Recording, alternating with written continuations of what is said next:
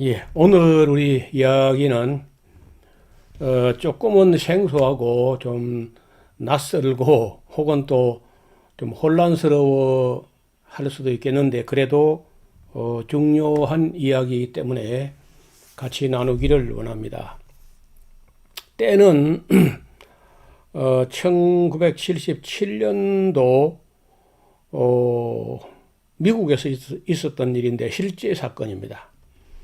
강간도하고 뭐 무장 강도 사건으로 체포되었다가 여러 재판 과정을 통해 가지고 이 사람이 이름이 윌리엄 스탠리 밀리건, 일반적으로는 빌리 밀리건 이렇게들 합니다.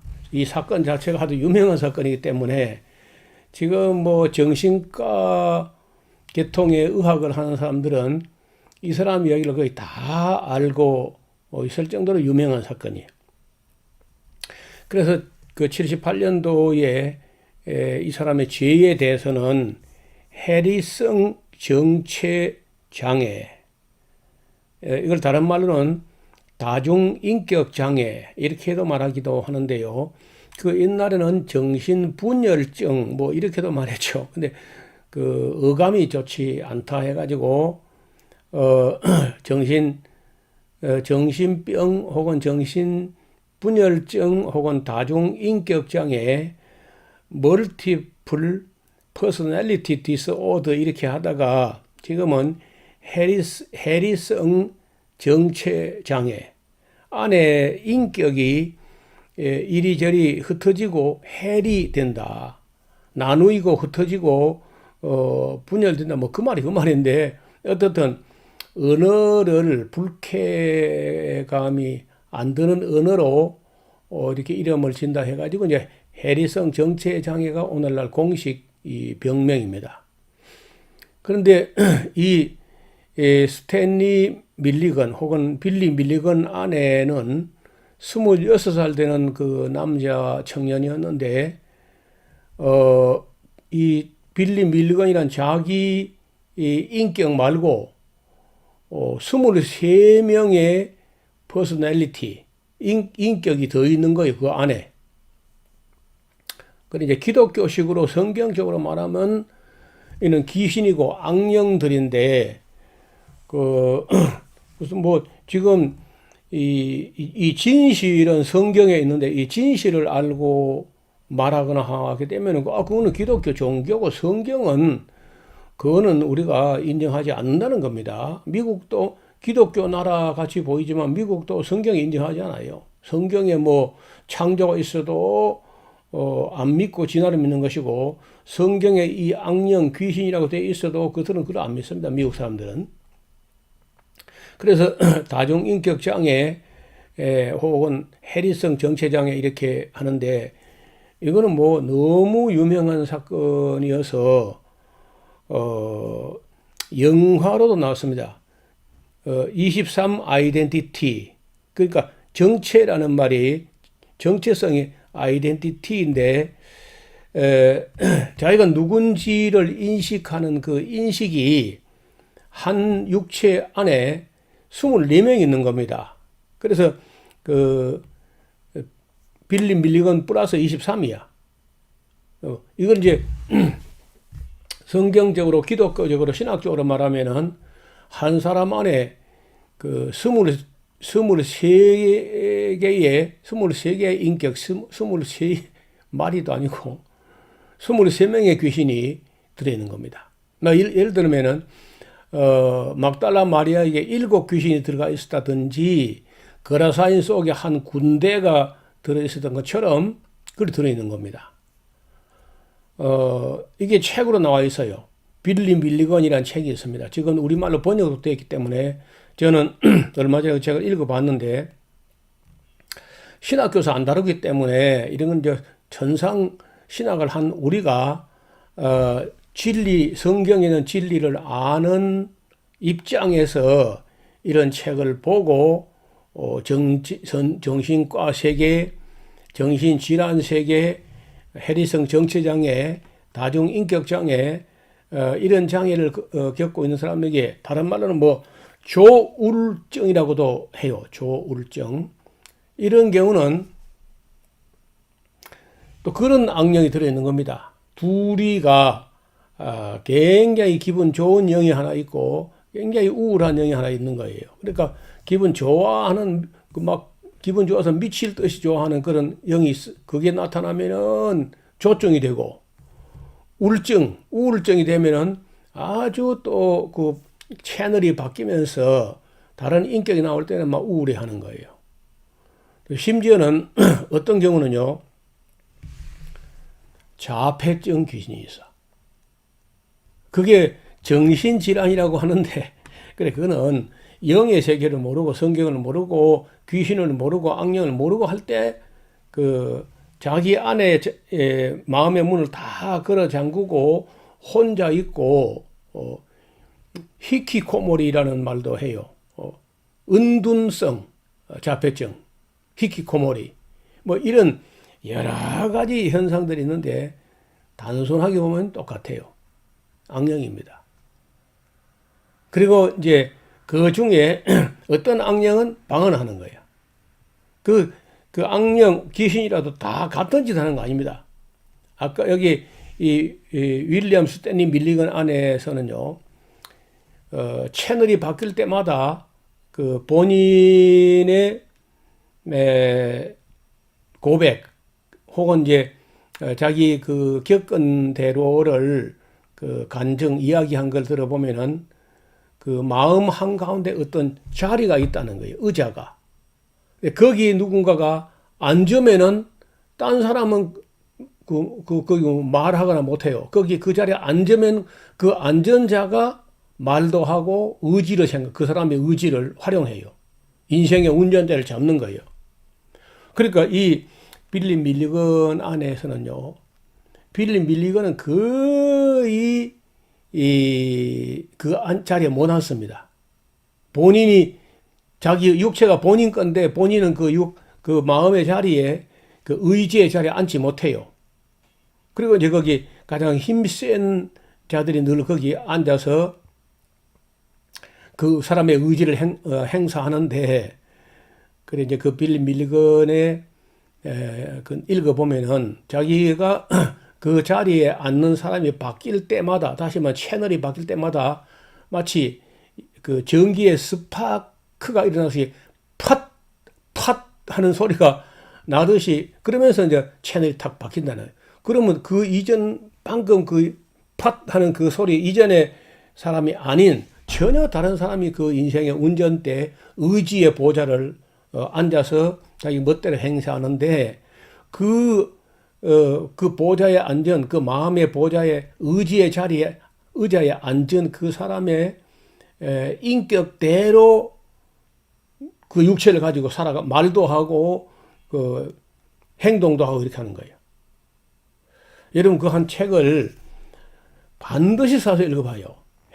이 윌리엄 스탠리 밀리건 이렇게 되어 있지만은 이 공식 이름이고 일반적으로는 그 책의 이름이 빌리 밀리건이라고 되어 있는데 어떻게 한번 꼭 읽어보시길 바랍니다. 신학을 하신 분들은 필독서예요. 정신과 의사는 필독서고 상담학을 공부한 사람은 필독서입니다. 이런 사실을 모르고 상담, 그 말도 안 되는 소리입니다. 귀신을 모르면서 뭐 상담은 무슨 상담? 상한 감정의 치료 그 쓸데없는 그 헛방입니다. 그 귀신을 달래고 뭐 그 아무 쓸데없는 귀신은 쫓아내고 대적해야 돼요. 그러니까 그 중에 이제 하나가 그러니까 제가 보기로는 뭐 거의 대부분의 사람들이 하나나 둘이나 셋이나 넷이나 다섯, 일곱, 24, 뭐 70명 군대 이런 식으로 악령들이 막 사람들이 들어있어요. 안 들어있는 것 같아도 거의 되게 들어있습니다. 대부분이. 그 어떤 사람은 아무 문제 없이 살아갑니다. 들어있는데도 본인은 모르고 그걸 본인인 줄 알고 살아가요. 그냥 본인이 아니야. 그런 경우는 이 사람의 책을 가지고 여러분 그 책을 한 번 읽어서는 이해 안 될 겁니다. 저 생각 한 5번, 6번 읽어봐야 돼. 그러면은 이제 영의 세계, 마음의 세계, 정신의 세계, 이 아이덴티티의 세계가 전혀 새롭게 보일 거란 말이에요. 자, 이제 이렇게 보면은요, 이 24명 안에는 한 사람도 같지 않고 개성이, 이 아이덴티티가 완전히 차이가 납니다. 어떤 어린애 같은 것도 있어요. 어린애 같은 아이덴티티는 빈둥빈둥 놀고 아무것도 안 하고 투정만 부리고 이런 것도 있어요. 그리고 싸움을 굉장히 잘하는 그 격투기 선수급으로 레이건이라고 하는 그런 영혼은 싸움을 얼마나 잘하는지 위기에서 건져줘요. 그리고 그 안에 이제 이 모든 것들을 다 지도하고 통과하는 선생이라는 것도 있어요. 안에 이름은 안 밝혀지고 선생, 티처. 그래서 여러분, 저는 또 한번 언젠가 시간 나면은 이 책을 한번 더 읽어볼 그런 마음도 있어요. 그래서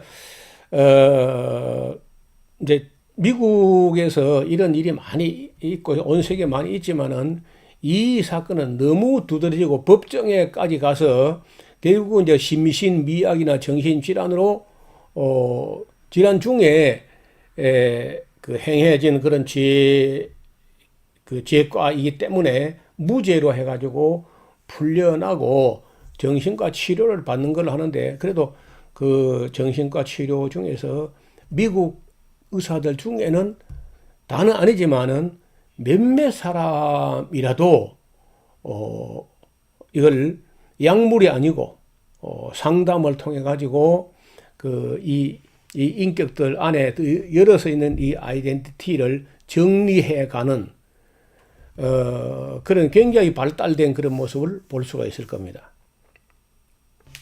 자, 그러면은 이 빌리 밀리건 뭐 잘생겼잖아요, 예술가처럼. 근데 이게 사실은 이 멀쩡해 보이는 이 26살짜리 청년에게 밀리건 눌려있는 억압된 그 빌리 밀리건의 자기 영혼까지 합하면은 24인격, 자기를 빼면은 23인격, 23 퍼스널리티, 23 아이덴티티가 이 사람 속에 있는 거예요. 제가 읽었던 이 책인데 표지가 좀 그렇습니다만 여기 나오는 이름 때문에 이렇게 여럿이 있다는 겁니다. 여기 지금 얼굴 하나하나마다 이 사람 속에 들어있는 다른 인격들이에요. 자, 그래서 이런 끔찍한 일들이 미국만 있느냐? 제가 신학을 하고 방언 문제, 귀신 문제 이런 걸 검증하는 가운데 수도 없이 만났어요. 이런 사례, 이 비슷한 사례. 이건 좀 특이한데 전문가들이 이 사람을 이제 잘 다루어 가지고 그 상담을 해서 책도 쓰고 영화도 내고 했으니까 망정이지. 제가 겪었던 어떤 직접 검증해서 겪었던 사례들도 만약에 그때 제가 그 당시에 좀 더 분별하고 검증할 수 있는 실력이 있었다면은 대단한 그 내용이 될 것을 지금 좀 아쉬운 면은 있어요. 그래도 지금이라도 우리가 알아야 될 것은 멀쩡해 보이는 사람 안에도 그 사람 인격 말고 그 사람은 그 악령에 의해서 억압되고 눌러져 있고 자기 마음의 보좌, 마음의 의지의 보좌에 자기가 앉아 있지 않아요. 그 사람 영혼은 눌려 있는 거예요. 그리고 다른 인격, 대개 이제 악하고 속이고 거짓되고 악하고 더러운, 예수님께서 귀신들 말씀하실 때 대부분 더러운 귀신이라 그러죠.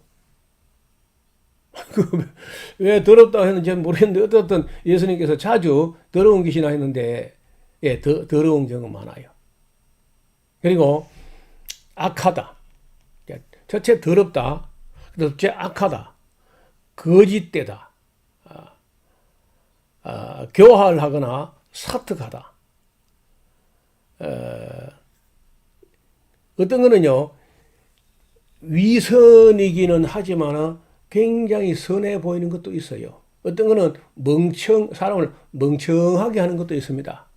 자폐증 걸리게 하는 것도 있고, 우울증 걸리게 하는 것도 있고, 도박을 하게 하는 그 악령도 있고, 도적질하게 하는 악령도 있어요. 교통사고 내게 하는 악령도 있습니다. 교통사고. 그러지 처음부터 딴 생각하게 해가지고 잡생각해 가지고 사고 나게 하는 거라.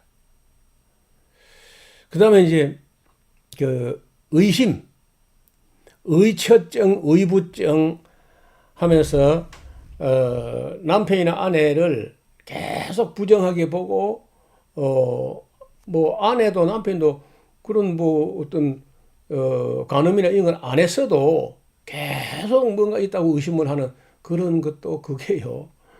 그 사람이 그 정도 되면은요, 대부분 진짜 그 사람 영혼은 자기 마음의 의지의 보좌에 앉지 못하고 눌려 있습니다. 억압되어 있고, 다른 영이, 다른 한 인격이 들어가서 의심하게 하고, 미워하게 하고, 그리고 자폐증 걸리고, 우울증 걸리고, 조울증 걸리고, 별것 다 해요. 어떤 거는요, 악담과 욕설을 무지막지하게 하는 그런 경우도 있어요. 저주하는 거, 이런 거 뭐. 이렇게 이제 그렇게 여러 가지 하는 중에 이제 한 악령은 방언을 하게 하는 거예요. 그 사람의 기도를 완전히 망치는 겁니다.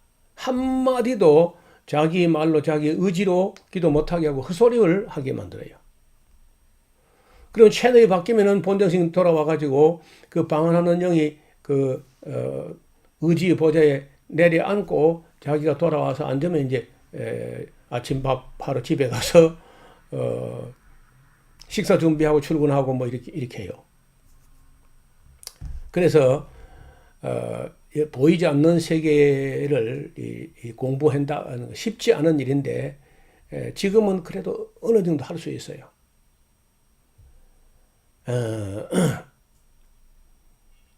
게으르게 하는 것도 있어요. 이 악령 중에 게으르게 한다. 아무 일도 안 해.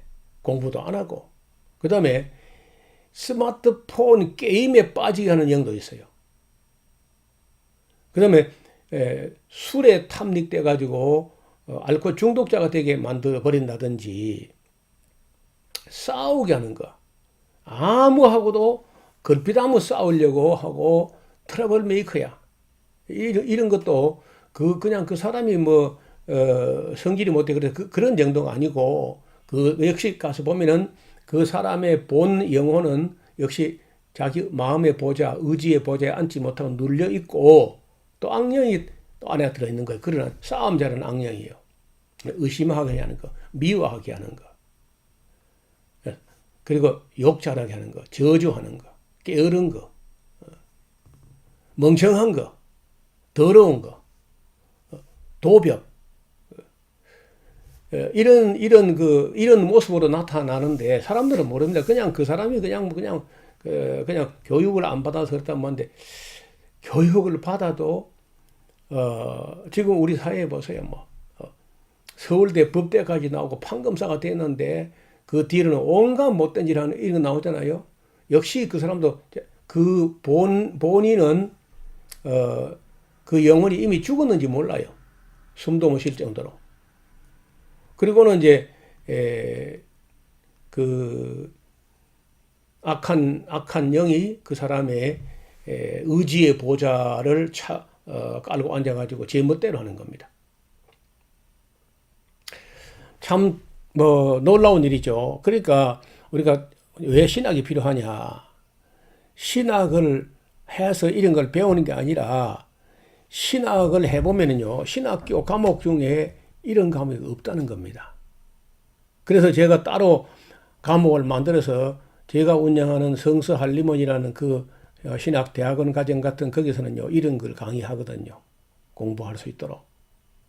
이게 중요하기 때문에. 그래 안 하면 성도들이 제가 처음 믿었을 때, 갓 믿었을 때 40여 명 되는 교회에서 25명 정도가 다 귀신이 들어있다가 강사에게 쫓겨나가고 어떤 건 안 나가겠다고 울고 불고 막 대성통곡하고 이런 걸 보면서 이런 세계를 알고 싶어서 신학을 했기 때문에 저는 지금도 이런 쪽에 관심을 가지고 또 책을 정보가 있으면 찾아보고 책이 있으면 책을 사보고 연구할 수 있으면 연구하고 또 성경을 다시 대조해보고 이렇게 합니다.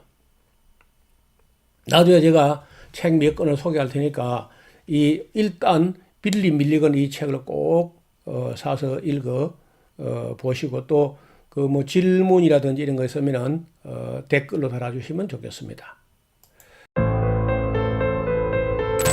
1977년 미국의 오하이오주 대학가에서 여대생을 상대로 한 납치 사건이 발생합니다. 피해자를 차에 태워 교회로 끌고 간 뒤에 돈을 강탈하고 까지 한 사건이었는데요. 범죄는 한 차례로 끝나지 않고 무려 3차례나 연이어 발생했죠. 같은 해 10월 사건의 범인은 자택에서 체포됩니다. 그의 이름은 빌리 밀리건으로 건장한 체격의 26살 남성이었습니다. 체포 당시 빌리는 경찰에게 이상한 말을 했다고 하는데요. 나는 빌리 밀리건이 아니에요. 범행을 저지르지 않았다고 부인하는 것이 아닌 자신의 존재 자체를 부정하는 모습에 경찰들도 당황스러웠다고 하죠. 하지만 빌리 밀리건의 외모는 피해자들이 그린 몽타주와 완벽할 정도로 일치하였습니다. 경찰은 그를 체포하였고 피해자들의 증언을 토대로 확인한 결과 사건의 범인이 맞다는 것을 확인하게 되죠. 한 가지 이상한 것은 3명의 피해자들이 공통적으로 증언한 안진증이 보이지 않았다는 것인데요. 안진증이란 눈에 초점을 맞추는데 이상이 생겨 안구가 위아래 혹은 좌우로 느리거나 빠르게 움직이는 증상입니다. 사건의 피해자들은 빌리의 눈동자가 좌우로 심하게 떨렸다는 공통된 증언을 했지만 체포한 빌리에게서 그러한 증상은 전혀 보이지 않았죠. 범행 사실에 대해 캐묻는 말에도 빌리는 묘한 대답을 했는데요. 내가 한 것이 아니다라고 말하지 않고 기억이 나지 않는다라고 말한 것이죠. 더욱 이상한 것은 빌리가 매 취조 때마다 다른 사람이 된 것처럼 행동했다는 것입니다. 단순하게 행동을 다르게 하는 것이 아닌 아예 다른 이름을 가진 다른 사람이 되어버리는 것이었죠. 빌리는 취조 과정 동안 그런 식으로 수차례 바뀌는 모습을 보여주었습니다. 자신을 8살 난 데이비드라고 소개하며 울음을 터뜨리기도 했고 내 이름은 레이건인데 왜 자꾸 빌리를 찾냐며 거칠게 난동을 부리기도 했는데요. 방금 전까지 꼬마아이처럼 울음을 터뜨리던 빌리는 자신을 레이건이라고 소개하자마자 벌떡 일어나서 수사관을 던져버리고 변기를 뽑는 등의 괴력을 발휘하기도 하였죠.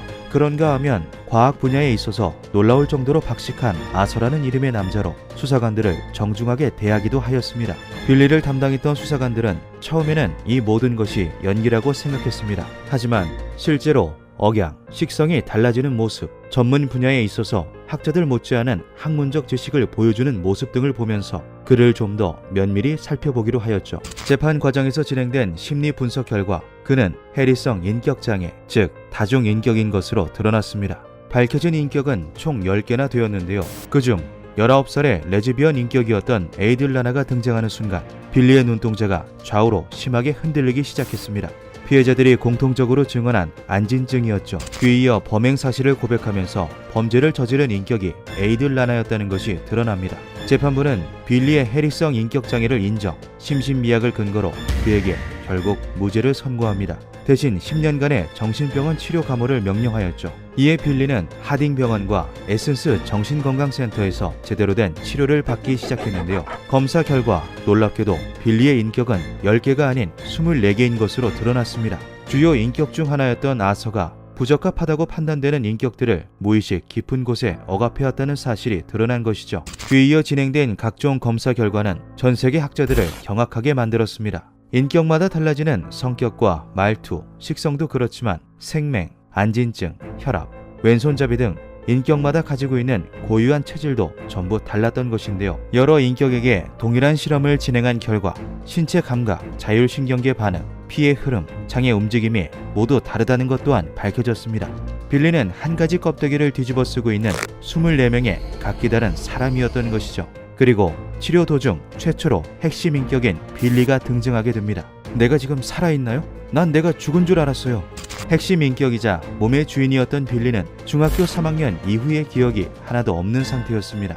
당시 여학생들에게 모욕을 당한 빌리는 유서를 남긴 후 학교 옥상에서 떨어지려 했다고 하는데요. 떨어지는 순간 아서와 레이건의 인격이 나타나 빌리를 구해주었고 이후 주요 인격들은 회의를 통해 안전상 빌리를 재워두기로 결정한 것이죠. 빌리의 시간은 7년 전 중학교 시절 그대로 멈춰 있었습니다. 빌리에게서 처음 다른 인격이 등장했던 것은 그가 5살 무렵이었습니다. 부모님의 이혼, 새아버지의 자살로 인한 충격 때문이었는데요. 이후 양아버지인 찰머에게 갖은 폭행과 학대를 당하게 되면서 인격들이 점차 늘어나기 시작했고 총 24개의 인격을 가지게 된 것이죠. 이후 인격들은 일종의 방어 기제로 작용하며 빌리에게 어려운 상황이 처해질 때마다 등장하여 그를 도왔습니다. 고속도로 휴게소에서 강도를 당할 뻔했을 때는 보디가드 포지션에 레이건이 나타나 강도 2명을 단숨에 제압하기도 하였고 사람들과 협상을 해야 할 때에는 말재주가 좋은 앨런이 나와 문제를 해결하였죠. 하지만 모든 것이 이상적일 수만은 없었습니다. 폭력적이고 불만이 많은 인격들이 절도 같은 범죄를 저지르기도 했고 결정적으로 1977년 빌리의 인격을 새롭게 장악한 에이들라나로 인해 그는 중범죄자가 되어버리고 말았죠. 이 에이들라나 인격은 후에 범행을 고백하고 자신의 죄를 뉘우치지만 주요 인격 중 하나이자 다른 인격의 관리자 역할을 하던 아서에게 그 사실이 발각되면서 인격 자체가 소멸되어버리고 맙니다. 빌리는 인격이 바뀔 때면 마치 누가 불을 끈 것처럼 팟하고 주변이 어두워졌다고 말하였는데요. 전문가들은 이에 대해 자리가 바뀐다라고 표현하였습니다. 빌리의 무의식 속 하얀 빛이 비춰지는 자리 주변에 인격들이 모두 한데 모여 있다가 자리 위로 올라서는 인격이 빌리의 의식을 잡고 몸의 주인이 되는 것이죠. 치료 과정에서 핵심 인격인 빌리가 점차 몸의 주도권을 잡게 되고 인격 통제를 담당했던 아서는 점점 힘을 잃게 되었는데요. 아서의 힘이 약해지면서 아서에 의해 억압되어 왔던 블랙리스트 인격들이 대거 등장하여 치료 과정이 더 힘들어지기도 했습니다. 아서가 블랙리스트로 분류하여 무의식 깊은 곳에 가두어 놓았던 인격들은 대부분 빌리가 생활하는 데 있어서 위험을 주는 요소를 가지고 있었기 때문이죠. 브루클린 억양을 사용하는 잡범 성향의 필립, 매력적인 여성이지만 복수하려는 성향이 강한 에이프릴, 타인을 사칭하는 취미를 가지고 있는 스티브, 아무런 노력도 하지 않고 빈둥대는 마틴 등 빌리 내부에 잠재되어 있는 인격들은 생각 이상으로 다양했습니다. 빌리를 담당했던 데이비드 콜 박사는 빌리를 치료하기 위해서 모든 인격을 하나로 통합하기로 결심합니다. 자신이 해리성 인격 장애를 앓고 있다는 것을 인지한 빌리도 치료에 적극적으로 참여하였는데요. 인격을 합치는 것은 말처럼 쉬운 일이 아니었습니다. 빌리가 몸의 주도권을 잡기는 했어도 언제 어디서 다른 인격이 튀어나올지 예측할 수 없었으며 빌리를 제외한 다른 인격들은 자신들을 소멸시킨다는 것에 굉장히 부정적인 의견을 내보였기 때문이죠. 하지만 이때 새로운 인격 하나가 등장합니다. 선생이라고 불린 이 마지막 24번째 인격은 빌리를 포함한 나머지 23개의 인격들을 전부 관장하는 관리자 역할의 인격이었는데요. 선생은 인격들이 깨어나는 매 순간 함께하였기 때문에 각 인격들이 가지고 있는 모든 특징, 성격들을 꿰뚫고 있었고 기억도 전부 존재했다고 하죠. 콜 박사는 호의적이었던 선생 인격과 함께 빌리의 모든 인격들을 소멸 및 융합시키는 데 성공합니다. 치료는 각각의 인격을 서로 의사소통하게 하여 기억을 복원하고 한데 모으는 식으로 진행이 되었죠. 1988년 빌리는 정신병원으로부터 해리성 인격장애 완치 판정을 받게 됩니다.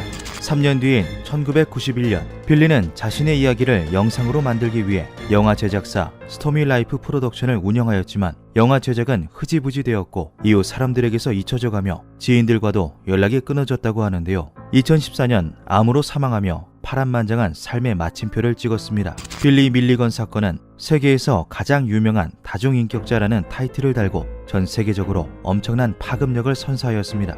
식스센스를 만든 나이트 샤말란 감독의 23 아이덴티티 영화의 실제 모티브가 되기도 했는데요. 해리성 성격장애는 특별한 증상이 아니다.